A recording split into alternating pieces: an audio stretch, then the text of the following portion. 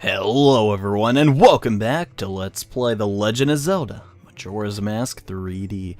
And today, guys, we're gonna start our ascent of the Stone Tower.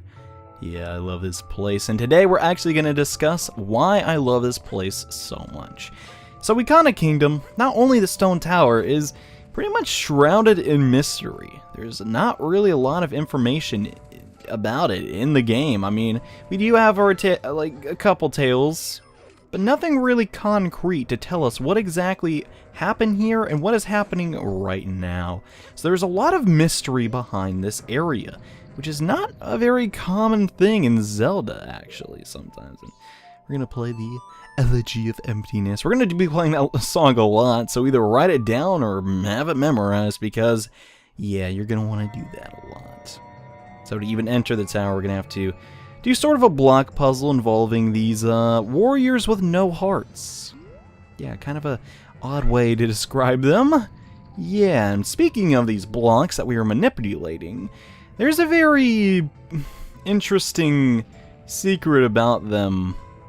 Yeah, it's kind of hard to make out, but basically they depict a naked creature licking a Triforce in between its legs. For whatever reason, they decided to put that in the game. Does it mean anything? Probably not. But let's pretend like it does. So a lot of people, I'm going to continue to say a lot of people, because there's a lot of theory crafting and different things about this area in general. So some people believe that the Tower of Ikana, this stone tower temple, was actually built to mock the goddesses of Hyrule.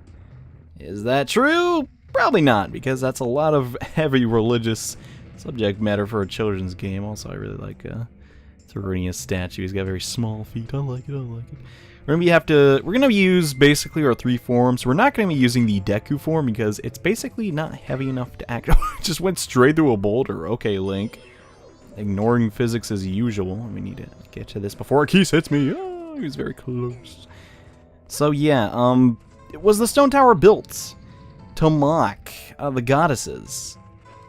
I'm not too sure. That would make a lot of sense, though. That would explain the origin of the moon itself. What if the goddesses of Hyrule just flat out did not like the people of Ikana and more or less Termina? So they created this moon and dropped it. Did it take a billion years? Who knows? It's hard to say. But I don't think that really has a lot of weight to it, for the main reason that the story that people base that theory off is the tale of the Tower of Babel and Judeo-Christianity. But the Tower of Babel was not constructed to really rival God or mock God in that at all. It was basically just made for survival, and we should probably not be a Zora Link while doing that, or Macau. Rest in peace, Macau, and oh my gosh, Fire Keys. So let's take care of him, because I don't want to deal with that.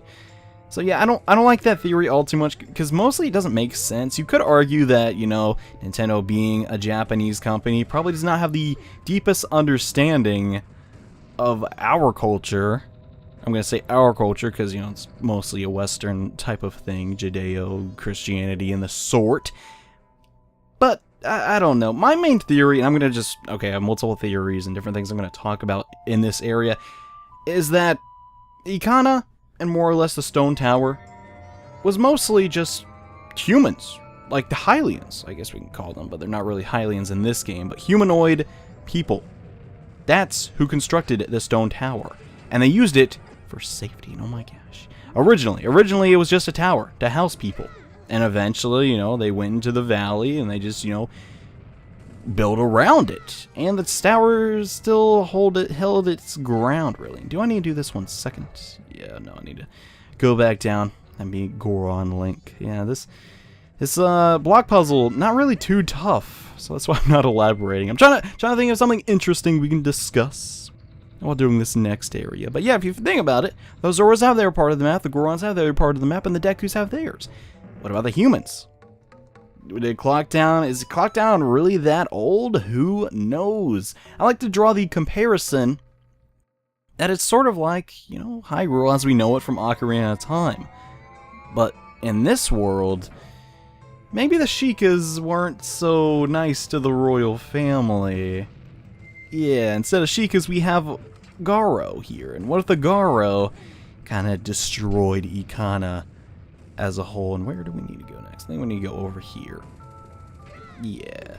See, okay, some people believe, here we go again, that Majora's Mask takes place in a fictional universe or an alternate reality to Link's world. I used to believe that theory also for a while, but the more I've played this game, I've actually realized that that just doesn't make sense. Some argue that basically the reason that other people show up, you know, everyone sort of looks the same like they did in Ocarina of Time, you know, the granny is a granny in Ocarina of Time, for instance, and, you know, the milk owner, or the milk bar owner, they look similar to someone else from that game, too. It's not necessarily because they are the same people or Link's memories of Hyrule.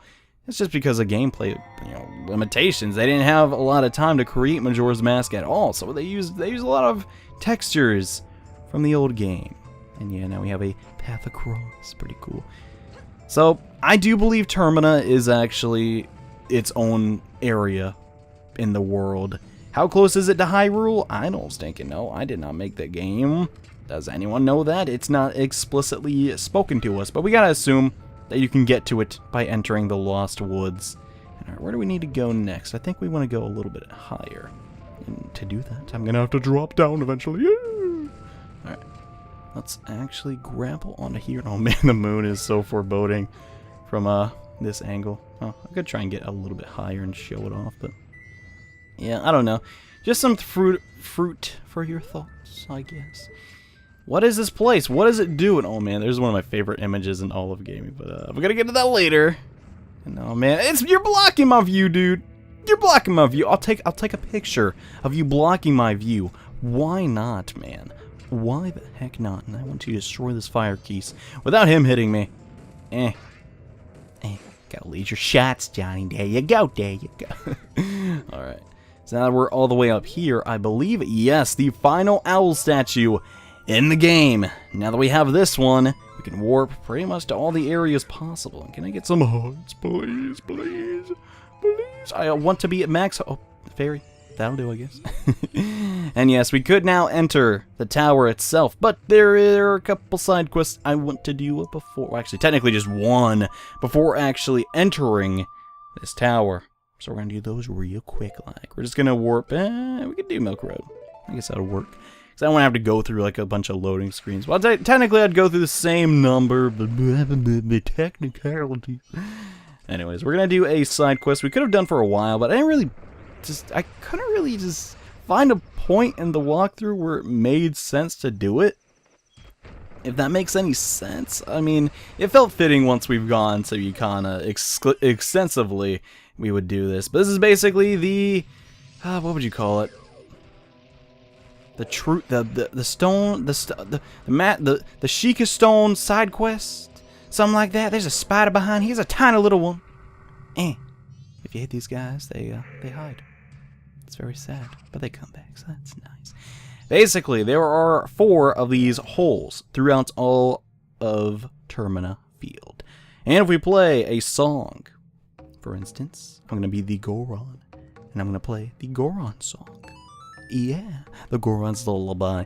If we go to all these 4 holes in this form and play a song, you can do it with the Deku mask or the Zora mask and play their respective songs. It's going to turn these Sheikah Stones into a color, green, red, or blue. And you know, guys, I love my red, so we're going to change it into red.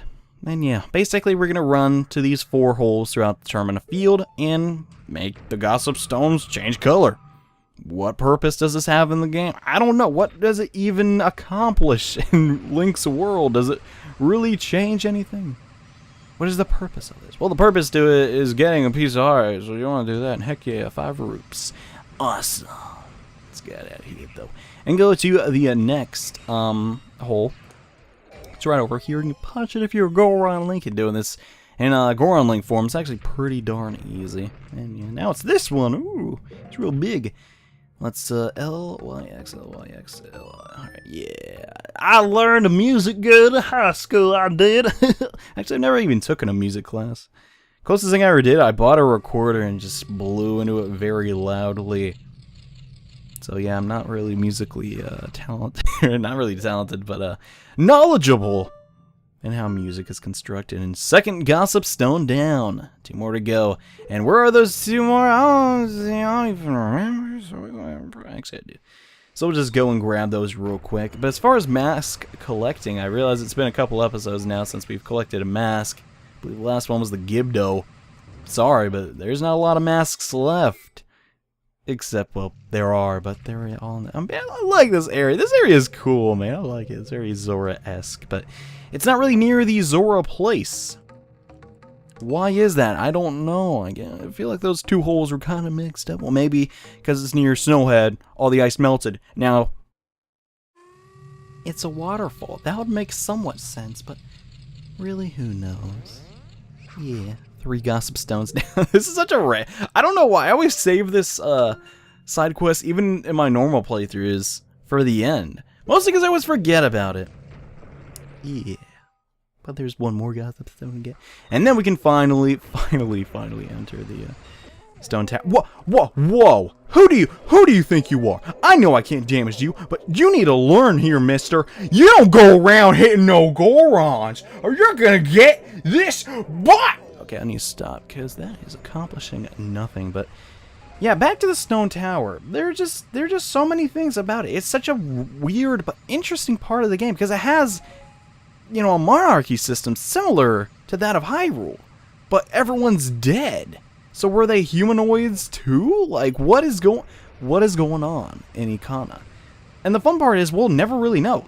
And that's honestly what I like most about Nintendo games. Very rarely will they just come out and say, this is what's going on in this part of the game. They leave it up to our imaginations. And honestly, I love that about this game. I love that there's abstract things. They may not have a meaning at all, but the fact that they're in the game makes us think and wonder, what happened here? What is going on? And yeah, but, well, okay, they do tell you a little bit about Stone Tower. They tell you some parts of it, like, someone opened up the gates. Who was that? Probably Skull Kid. Yeah, and I always liked it.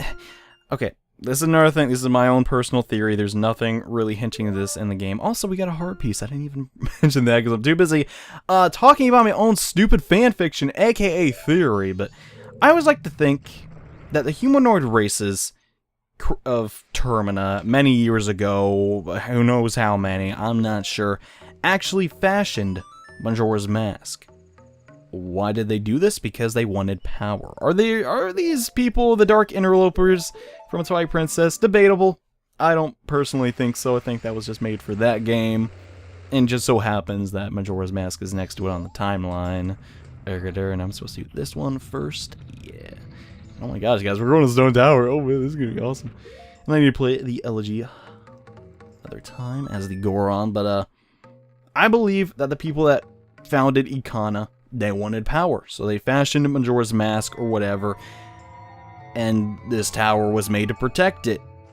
And then Skull Kid, you know, at some point maybe came in here, found it as an ancient relic, because the people that actually use it for their hexing rituals became power hungry and kind of, you know, defeated each other and killed each other off. It seems kind of mature for a Zelda game, maybe, but you gotta think about this game. It has a lot of mature themes as it is, so I don't know. Is the theory that far-fetched? I don't think so. Well, maybe it is. Anyways, we have one more block to take care of. So let's play the Elegy one more time. And in the next episode of Let's Play The Legend of Zelda, Majora's Mask 3D, we're entering one of the coolest and, well, I don't know. I want to say it's one of the hardest, but it's definitely singing along. One of my favorite Zelda dungeons of all time, the Stone Tower Temple. Yeah, just look at that imagery. It's intimidating. And also there's a finger over there pointing to the sky, which is also kind of helps out people's theories. And yeah, I'm going to take a picture of that because it's stinking sick. Anyways, thank you all so much for watching this episode. I know it was a little bit weird, probably, a little abstract, I will admit, but I felt like talking about these things was definitely a needed topic because Stone Tower is awesome. Anyways, the next episode of Let's Play The Legend of Zelda Majora's Mask 3D. I will shut up about why I love this temple and actually show you why it's so great. So good. Anyway, see you guys then. Bye.